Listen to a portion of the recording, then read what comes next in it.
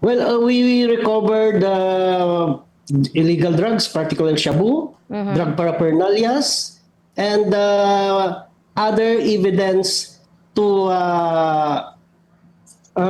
para palakasin yung kaso natin against sa kanila. So marami po ito. Take note that we apprehended 18 personalities within the area doon sa mga drug den. So talagang I don't know kung ano pa yung rason na hindi nila sasabihin na involved sila doon. In fact, yung mga iba pa on the act na gumagamit ng nakuha natin. So lahat po ay sigurado papasa at may sasampa sa korte ang kanilang mga kaso. So sa ngayon, Sir Julius, nasaan na po itong 18 na-aresto pong mga suspect, and ano po yung kinakaharap po nilang kaso sa ngayon, sir? Well, yung mga suspect po still under the custody of our Pangasinan Provincial Office for processing. Kasi yun nga, marami po yung mga nahuli. Then we need to abide what are the requirements under the rules para maproseso natin sila. But eventually, kung maisampa na sa piskalya at sa korte, then they will be referred to our correctional institution naman. May ituturing niyo po, Sir Julius, na malaking kawalan po no sa usapin po ng illegal na droga, lalo na yung masangkot po dito. Ito pong naisagawang pagdismantle dito po sa bahay po na yan sa naturang syudad po, sir. Yes, it make a big dent to the illegal drug trade in Urdaneta. At yun na rin po, hindi po kami titigil hanggat lahat ng illegal drug hub within the city or within the entire Ilocos region ay napapatigil po natin. Kaya continuous po ang ating ginagawang pagmamanman sa lahat ng lugar sa Region 1. So makikita po nyo na napakalaki ng Region 1. So you just imagine yung sakripisyo ng ating PDEA personnel and of course with our partners in the PNP. So talagang minomonitor po natin ito.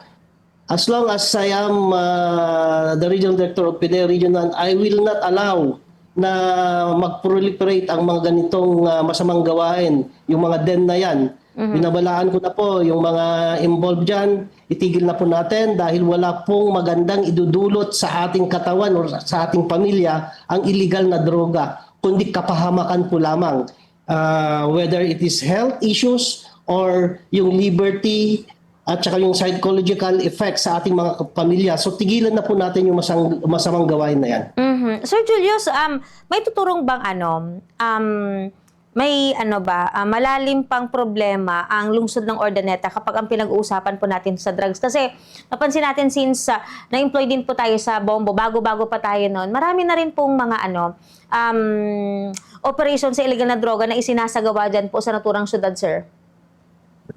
Well, as of na, kasi alam po man natin na mahigit isang buwan lang ako dito sa Region 1 na assign.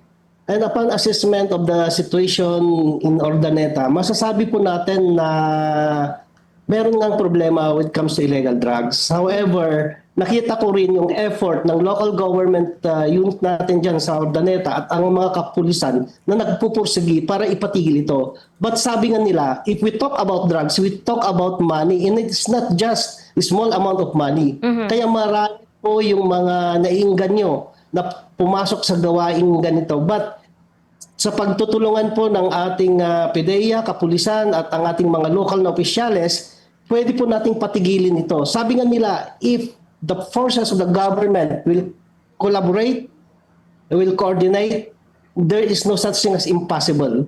We know that some reason kung bakit ang mga tao na involved sa illegal na drug more on socio-economic problem yan eh. So nagsanga-sanga po na yan. Pero again, kinakailangan po natin ang tulong ng komunidad para patigilin ito. Kasi ang tanong ko, sino bang magpupulis sa ating community kundi yung mga tao rin na nandoon?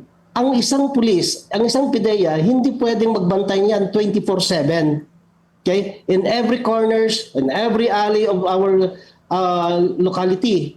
Pero ang mga tao sa komunidad, nandoon sila. Kung may sinyalis pa lang na may illegal activities, whether drugs or other types of crime, sinong nakakalam yan? Yung mga taong bayan. So we really need the help of the community because without them, we will not successful in our campaign. Ang pagpapatigil sa illegal na droga, hindi lang trabaho ni PIDEA, hindi lang trabaho ng kapulisan, hindi lang trabaho ng ating mga local officials, but that is our mandate. Lahat po tayo, mga tao sa komunidad. From time to time, sinasabi po namin ito, it takes one step for an ordinary person to stop the proliferation of illegal drugs or crime. Mhm.